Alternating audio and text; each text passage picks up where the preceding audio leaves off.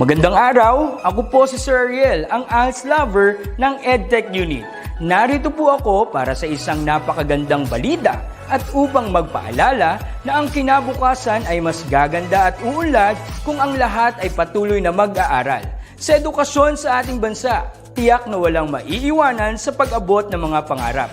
Kaya naman ang Department of Education ICT's Educational Technology Unit at Alternative Learning System Task Force ay nagtutulungan sa pagkakaroon ng ALS Tech Empowerment Program upang maihatid ang excellent quality education sa ating mga ALS learner and teachers. To easily deliver the lessons from the modules and other references, we will provide tablet PC as part of the DepEd computerization program to all ALS teachers and orientation on the use of these packages. To deepen the pedagogical use of information and communications and technology in delivering instructions, there are training workshops on the use and curation of open educational resources or OER, Google and Microsoft productivity tools, creation of video lessons using PowerPoint presentations and KineMaster, and on ebook or e-magazine development. To create an avenue for remedial lessons that is open to all learners, teachers, and parents, we will have the ETUlay free online tutorial and mobile ETUlay, where we will visit remote schools to feature the best practices of our ALS teachers and learners. Sa mga out-of-school youth and adult, laging tatandaan na may pag-asa upang makapagpatuloy sa pag-aaral. May ALS para sa inyo. Ang edukasyon ay para sa lahat. Para sa bata, para sa bayan, para sa guro. Sulong Edukalidad.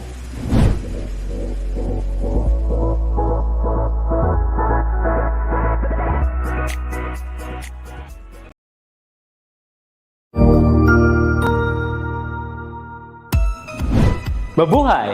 Good day to all! I am your tutor Madge.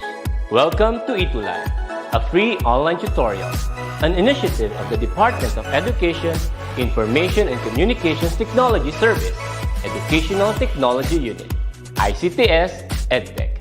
This program is aimed at helping and assisting learners from kindergarten, senior high school, ALS, Alive and SPED learners. Aside from answering the modules, the ETUlay is offering programs which you will surely look forward to. Together with our parents and teachers, the ETUlay will bridge the gaps where difficulty and ease meet in learning new knowledge and skills. So, let us prepare our modules, pen and paper. Ready your mind to see and hear worthwhile and interesting lessons. Let us now study and learn, together with our volunteer online tutors. Tara na!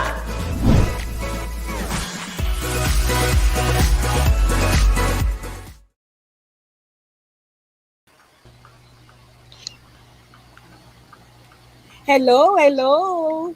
Good morning sa inyong lahat mula Luzon hanggang Mindanao. Pati na rin sa buong mundo dahil ang DepEd ETUlay ay #ETUlay level up na tayo. May mga bagong programs na katulad ng ALS, Alive, SPED at special programs. Makakasama nyo rin ang mga bagong DepEd ETUlay tutors. Ang ating Math Remediation program from grade 4 to grade 6 ay makakasama ninyo kami mga math sayahit, math gagandang tutors every Wednesday, 10:30 to 11 a.m. All the way to the land of Lapu-Lapu, kasama natin si Tutor Mel. And of course, mula naman sa sikat na bamboo organ in Las Piñas, si Tutor Tolen. Hello, good morning. You can watch us live here at our FB pages, DepEd EdTech Unit and DepEd Tayo. You can also watch us simultaneously and has a replay on our YouTube channels, DepEd Philippines, DepEd EdTech Unit, at DepEd TV. Yes. So let's hold on and live up with our silver button from YouTube. Ang DepEd EdTech Unit under the leadership of USEC Alain Pasqua and Sir Mark C. Kaya what are you waiting for, kids? Well, parents, guardians, and teachers, do support us by clicking the subscribe button, notification bell for updates, and you will surely learn from all our DepEd ETUlay online tutorial episodes from kinder to senior high school in all subjects. Yes, and we are also happy to tell you kids that DepEd Itulay Facebook group has 51,000 members. So do follow, like, and be a member too para updated ka sa mga bagong episodes. Talagang hashtag Yan. level up na ang DepEd Itulay. Yes, kaya nakakatuwa at nakakataba ng puso talaga ang pagsubaybay at participation ninyo mga kids. Tutor Mel, alam mo ba, last week, meron tayong 2,000 live commenters and 3.2 thousand views. Nais nating pasalamatan ng mga tuties natin from different parts of our country and the world. This is why we would like to give you proper acknowledgement to the following who untiringly watched us last week. And sa dami ng ating mga Correct. kaitulay, nais namin kayong pasalamatan ng bonggang-bongga. Unang-una ang San Roque Elementary Central School, San Roque City, Davao Council, Eastern Mindanao. Andiyan si Heavenly Heart ang hiyan, yung isa nating duty. And then we also have Labuan Elementary School, Quintin District, SDO, Pangasinan 2. Akisha Samantha Chan of Mahada Out Elementary School, Calamba, Laguna. Daniel Haduka from Gamo Central Elementary School at sa kanyang advisor na si Ma'am Evangeline Diego Agari.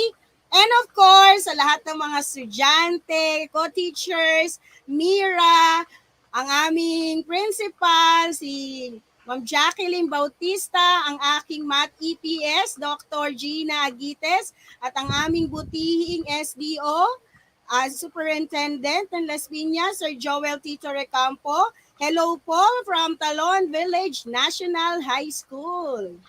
Wow! Ang daghang salamat po sa pagtanaw. Buay Elementary School, Moncayo S. District, Davao de Oro. Heroesville Elementary School of San Jose del Monte, Bulacan. Ryan Matthew Cubar of Santo Tomas Elementary School, SDO Arriaga Annex. Edlin Serrano from San Matias Elementary School, and Nancy De La Cruz from Santo Niño Elementary School, Parañaque City. Special mention rin ang mga estudyante ko, Grade 5 Justiniani, Grade 5 Science Class and their parents, mga supporters and co-teachers of Babagwan Elementary School with our school head, Miss Glenda B. Pugoy, with our district supervisor, Miss Michelita A. Sumalinog, and of course, yung energetic at hardworking namin na SDS, si Dr. Wilfreda D. Bungalos. Yan. Siguro kasama sila Tutor Mel sa 51,000 members Yes, ng Tutor Itulay. Tolen. Oh. Yes, that's Okay, kung correct. handa na ang lahat, i-ready na ang mga lapis at papel at tayo ng Math Aral, Math Tuto at Math Enjoy. Yes. And our math remediation lesson for this week is finding equivalent fractions and reducing fractions. Yan. At the end of our tutorial, you will be able to find equivalent fractions and reduce fraction to its simplest form. Correct. Now, Tutor Tolen, before we move on, let's review our past lesson all about the greatest common factor or GCF and the least common multiple or LCM. So ano nga ba ang GCF, Tutor Mel? Yes, GCF stands for greatest common factor of two or more numbers is the largest or divisor among the common factors of these numbers. So, using continuous division or ladder method to get the GCF kids, you just have to multiply all the common divisors which are located at the left hand side, and it's forming an I shape. Okay, so like Yan, the one letter we have I. on the screen, yes. So GCF of 15 and 45 is equal to 15. Right. How Okay. about yung LCM, Tutor Tolen?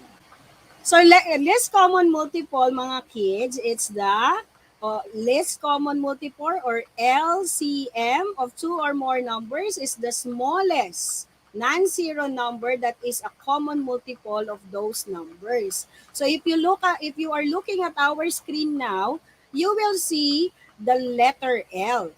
So if we have the numbers 24, 36, 48, that means the prime divisors that we have, 2, 3, and 2, should be multiplied to the remaining quotients, which are 2, 3, and 4.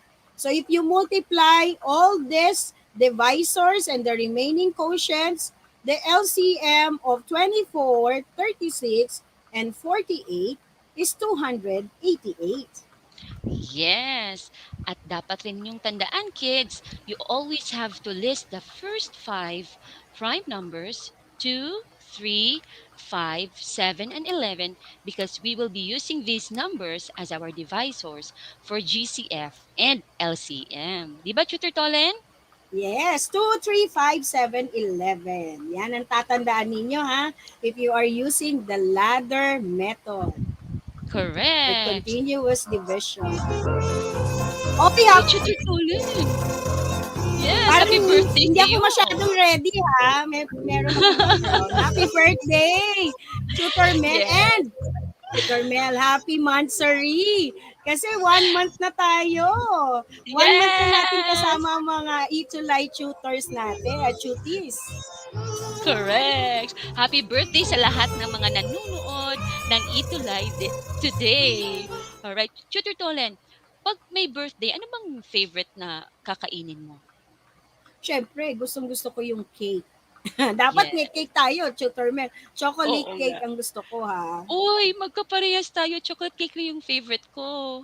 Wow! So, Diyos may ko, inihanda. paano ba ako si sexy niyan, Tutor Mel? Puro cake ang pinapakita mo sa akin, bigla ako nagutom tuloy. Okay, Tutor Tolen, yes. Now, we have our five cakes. First, let's cut all the five cakes horizontally and arrange it this way. Okay, so cut natin horizontally, tapos let's arrange it this way. Yan. We've already sliced the first cake and made two halves. Okay. And then if we are going to cut the second cake, it will vertically, it will make fourths or quarters. Yes. And let's slice the third cake vertically to make six. Okay, padami na ng padami ha. Kasya ba yan sa 51,000, Tutor Mel? And then the 4 cake, you slice it vertically again to make eights. So 8 Yes, slices. correct. And lastly, let's slice the fifth cake to make tenths. Okay. Okay. Now, kung titingnan natin, Tutor Tolen, we have five cakes. The first one is in halves. The second one is in fourths or quarters. Yung third cake natin is in six. The fourth cake is in eighths. And the last cake is in tenths. Yan. Yan yung itsura ng mga cake. Ayan, dahil sa katawkawan ko, nakain ko na. We color it up to have. So yung 1/2, we have 1 part out of 2. Yung takaw ko, Tutor Mel, no? Kalahati kagad ng cake ang nakain ko. Masarap kasi yung chocolate cake. Favorite ko rin yun. So, for 2/4, we have 2 part, 4. Yan. For 3, 6, we have 3 parts out of 6. And for 4/8, we have 4 parts out of 8. Yan. And the last one, yung fifth cake, if we ate up half of it, we will have 5/10 or 5 parts out of 10. Yes. And as you can see, kids, lahat ng mga fractions na to, they are actually equal fractions or what we call as equivalent fractions. Right? Ano bang equivalent fractions, Tutor Tolen? So equivalent fractions, kids, are equal fractions. Or these are also fractions that may have different numerators and denominators, but They represent the same value. Correct. Now, looking at the picture again, you may have noticed that the denominator is 2 times its numerator for all these equivalent fractions of 1/2. Okay, so ito 1/2, 2/4, 3/6, 4/8, 5/10. So, Although the minultiply lang sa 2. Tutor Mel, yes, tama ba? correct.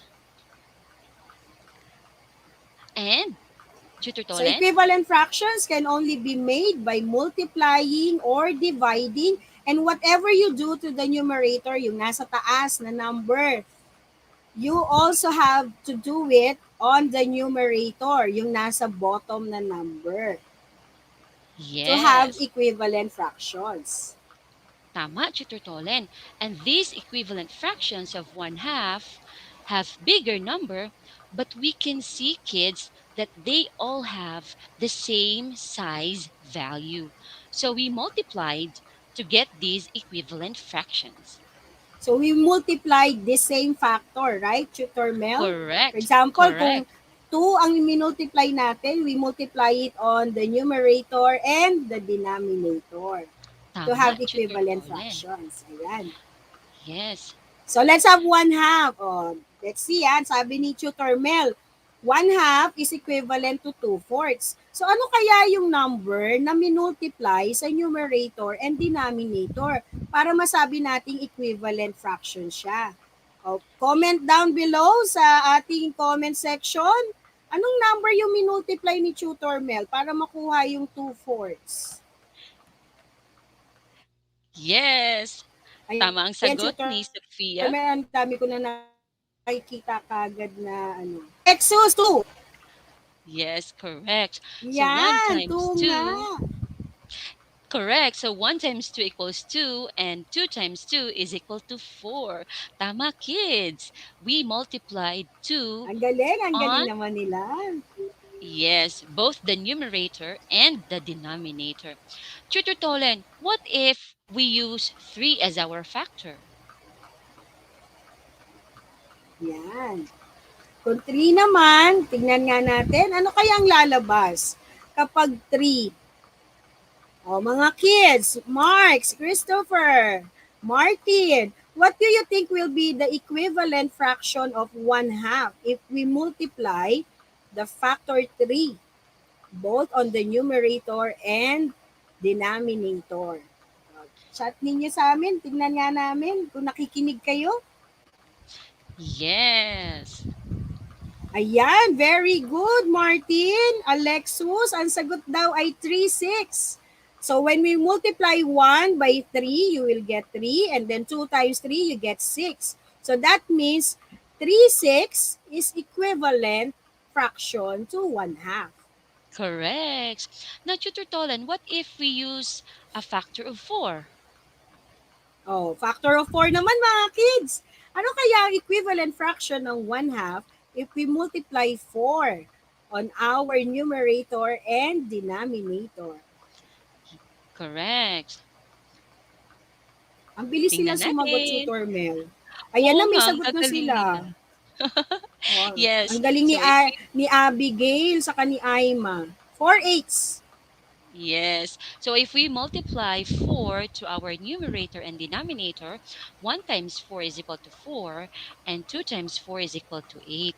So 1/2 is 4/8 is the equivalent fraction of 1/2. Yan. Oh, ang galing. Yes. So, ibig sabihin, naiintindihan na nila ngayon kung ano ang equivalent fractions. Yes. Now, Tutor Tolen, lastly, what if we use a factor of 5? Pag 5 naman, teka lang ha, Tutor Mel ha. Mahina na ako, 5 na yan, mataas na yan. So, 1 times 5, tapos 2 times 5. Help naman dyan, mga chuties. Ano kaya ang sagot? Ano ang equivalent fraction ng... Oy, ang galing naman ni Aima, saka ni Alexus, ni Oo Thea. nga. Ang sagot daw ay 5/10. Yan, very Yes. good. So, 5/10 is equivalent to 1/2. Very Very good, good. kids. Ang galing-galing naman ninyo. Yes, nakaka-proud. Now, Yes. kids, just always remember that whatever you do to the numerator or the top number, you've also got to do it to the denominator, to the bottom number, okay? So let's have another example. Let's try So this what? fraction. Yes. What if we use a factor of 2 to get an equivalent fraction of 1/4? What do you think is the answer? Yes, let's find Ano out. kaya ang sagot? Tingnan nga natin. Easy Sabi ni lang daw, easy Kyle, lang daw. easy. Oo, sabi ni Kyle, 4/8 daw. Let's see if it's correct. Okay, so 1 times 2 is equal to 2, and 4 times 2 is equal to 8. So 2/8 is the equivalent fraction of 1/4. Yan, Wow, ang very good. galing! Neluwikin, Roselio? Yan. Ang galing ni Yes. Alexis, ni Kyle. Yan. How about factor of 3? Ang imumultiply natin sa numerator for the fraction 1/4. What do you think is the equivalent fraction for 1/4? So multiply, Yes. multiply. 1 times 3. And then 4 times 3. Ayan, very good, Ay. Ashlyn. Ayan, may mga sagot. Easy lang daw talaga, Tutor Mel. Yes, ang 3 bilis nilang 12s. sumagot. 3 Yes. 12s is the equivalent fraction of 1/4. Tama si Martin Angel, very good. Ninya Lin, very good. Now, what if we use a factor of 5? Factor 1 of 5. times Oh, tignan nga natin. Parang hindi ko ata alam yan, Tutor Mel. Pag 5, hindi ko na alam eh. 5. Okay, tanong natin sa mga kids. Oh, may sagot na kaagad. So 1 times 5 is equal to 5, and 4 times 5 is equal to 20. Very good, kids! Ayan. Sabi ni ni Kyle, ni Ace, ang galing ni Abigail. Very good. 5/20. Amazing work. Ka naman, amazing work mga kids. Yes! Nakakatuwa. Now, this Yes. time, yes, this time, well done, kids, for finding the Well equivalent done, well fraction. done. Parang pagkain lang talaga, Tutor Mel, ha? Well Oo done. nga. Yung mga cakes natin kanina, well done kanina. Okay. Ubus na Let's have yun. naman reducing fraction, mga kids. Reduce naman natin. So, from making it bigger to have equivalent fraction, i-reduce naman natin siya. So, reducing fraction means simplifying a fraction wherein we divide the numerator and denominator by a common divisor until the common factor becomes 1. Yes. And remember, kids, we can apply what we have learned about GCF or greatest common factor when we simplify or reduce our fractions to their simplest or lowest terms. All right. So let's have this first example, Tutor Tolen. So, reduce the fraction into its simplest form or lowest term. Kung natatandaan nyo, ito yung ating example nung hinanap natin yung GCF, 15 and 45. So, we can use Tutor Mel yung ladder method or continuous method, right? Or division. Yes. Tama, Tutor Tolen. We can apply our past lesson about GCF. We knew that we can use 15 as our common divisor to get the simplest form or lowest term of the fraction 15 over 45. Yan. Okay. So, when we have the prime divisors ng 3 and 5. So, ang GCF nila ay 15. So, ang lowest term ng 15 over 45 is 1/3. Tutor Mel, meron Yeah. ako napansin, merong isang technique na pwedeng magamit ng mga bata. Pakibalik Tam- nga dun sa unang slide yan. Ayan, ayan, oh. Tignan ninyo, kids. Di ba yung remaining quotient, siya din yung lowest term or simplest fraction ng 15 over 45, which is 1/3. Correct, yes. So when they reduce fractions, they just have to solve using the ladder method to find the GCF. And the remaining quotients, Tutor will be e- the reduced fraction. Or the simplest form of the given fraction. Correct. Very good. Okay, O, di napakadali lang ba? pala, Tutor Ngayon, right? hindi na sila malilito, Tutor Mel, hindi na sila malilito sa fractions kasi may mga Yes. technique na tayong pinapakita sa kanila. Let's have them on this one. 18/30. O, tingnan nga natin. 18/30. What do you think is the GCF of 18 and 30? So if we use Yes. continuous division or lowest ladder method, tignan nga natin, Tutor Mel, ano ang magiging GCF? Yes. The GCF for 18 and 30 would be 6. So if we divide 18 and 30 by the common divisor 6, 18 divided by 6 is 3, and 30 divided by 6 is equal to 5. So the reduced fraction for 18 over 30 is equal to 3 fifths. All 3 right. fifths. Siya ba yung ano? Siya rin ba yung remaining quotient nung naggumamit tayo ng ladder method? Yes, Tutor Yes, Tolen. ayan, mga kids. Oh, ang galing-galing nyo. Tama kayo dyan. So, yan yung remaining quotient kapag Yes. naggamit tayo ng ladder method. Oh, Yan. So, napakadali lang pala, again, Tutor Tolen. You may have noticed that the reduced fraction are the remaining quotients of the numbers when we try to get their GCF using ladder method or continuous division. Yes, correct. And kids, let's get ready for our guided practice. Ayan. So we will be giving them 30 seconds, right, Tutor Mel? Yes, correct, Tutor Tolen. Now, first, So kids, let's. bibigyan natin sila ng cake. Bigyan natin sila ng cake. Ang dami nung cake natin, 5 cakes yun. So dapat i-distribute natin sa kanila. Oh, yes, the more the merrier. So let's find the equivalent fraction of 3/4. 3/4. All right? So, kids, may hint na kayo. Yung denominator ng fraction na hinahanap natin is 60. So, what do you think would be the equivalent fraction of 3/4? Let's give Or them 30 seconds, Tutor the Tolen. missing numerator, no? The missing numerator ang hahanapin natin. Ayan, may Yes. mga sumagot na. Ang bilis nila, Tutor Mel. May sumagot na Yes. 45. Tignan nga natin kung tama. So, hello kay Martin, kay Josh, David, kay Air Jules, kay Gladys. Hello, hello sa inyo. Yes.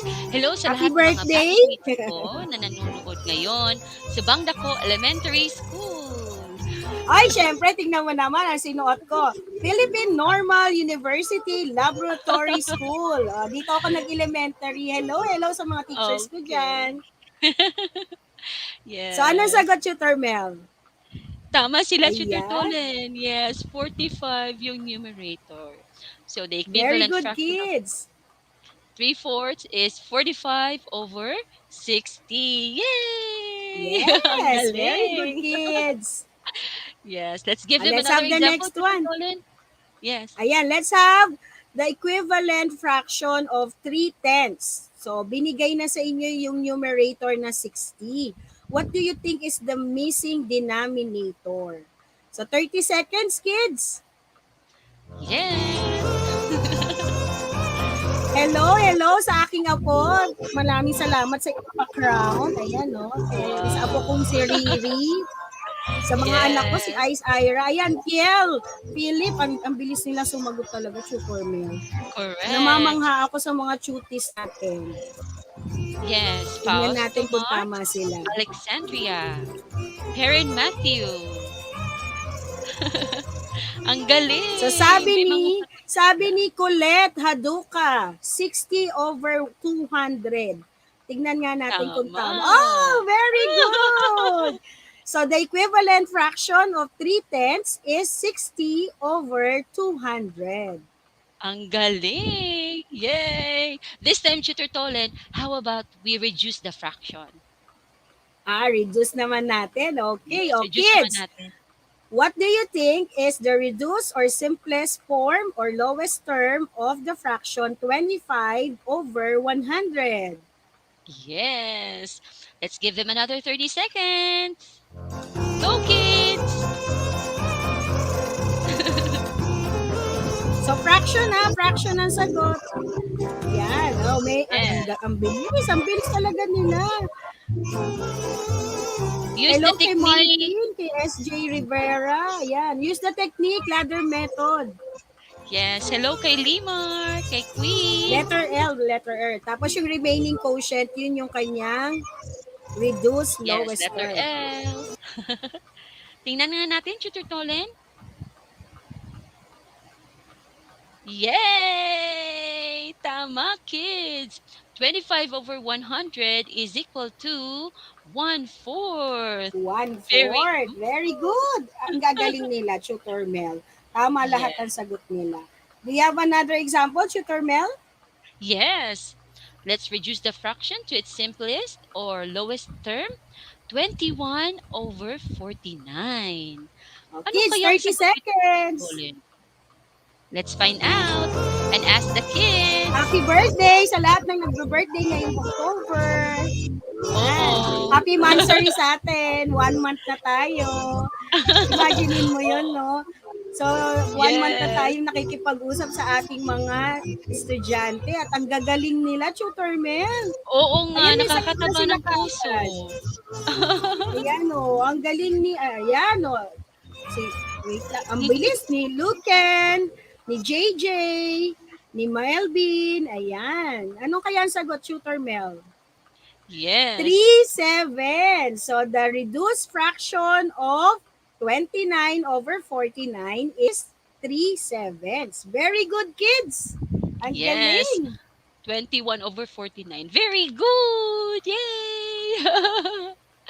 Kudos, kids! Kudos sa inyo, mga kids. Congratulations. Ang galing-galing ninyo. So mga kids, remember, if you are looking for the equivalent fractions, just multiply same factor on the numerator and denominator. And we reduce it into its simplest form or lowest term by dividing the GCF of the numerator and denominator. Or, if you use the ladder method or continuous division, the remaining quotients will be the simplest or lowest term of your given fraction. Tutor Mel, may nabuo na naman akong words, di ba, last week? Wow! Since we are still in pandemic and DepEd ETUlay is trying to make ways that all learners will learn, remember also that God cares for our family and life comes mysteriously. So live life to the fullest and savor every moment with your family. We may be divided by the screen in front of us, but DepEd ETUlay will always find a way to attain our one goal, and that is itulay ang pag-aaral ng lahat. Sabi nga ng DepEd, no student left behind kahit iba-iba ang ating division, pero iisa lang ang hangarin natin, sulong, edukalidad. At ang ating medical frontliners, sabi nga nila, hashtag, we heal as one. So remember kids, God is our common Savior. Kahit iba-iba pa ang ating paniniwala at pananampalataya, sabi nga ng nasa taas, I love you. And you are my children because I am you. Wow! That's correct, Tutor Tolan. With our Lord's guidance and divine providence, maitulay natin ang pagkatuto ng ating mga bata kahit nasa kanilang bahay tayo. Okay, mga kids, don't forget to tune in every Wednesday, 10:30 to 11 a.m. You can also watch us live via our Facebook pages, DepEd EdTech Unit and DepEd Tayo. And you can also watch us simultaneously and has a replay in our YouTube channels, DepEd Philippines, DepEd EdTech Unit, and DepEd TV. Of course, Tutor Mel, gusto rin natin malaman at meron bang feedback, comment, or suggestion ng mga kids at ng mga parents nila sa ating mga lessons at episodes. Kaya if you can scan this QR code for your ETUlay feedback experience, or you go to your web browser, type in the https://tinyurl.com/ETUlay feedback form. Yes, Kaya daghang mga kids, mabilis lang ang araw, kaya talina at mag-aral, matuto at mat-enjoy. daghang salamat sa pag-tune in at panunood ng aming episode this week. Kami ang inyong matsayahing tutors every Wednesday, 10:30 to 11 a.m. Muli, ako si Tutor Mel. At ako naman, si Tutor Tolen. As we always say, Hashtag happy lang happy lang always. always. Stand by, kids, for storytelling K-3 ni Tutor Romary and Tutor Julius Beth. Goodbye, kids! Ingat kayong lahat. Yes, take care! Bye!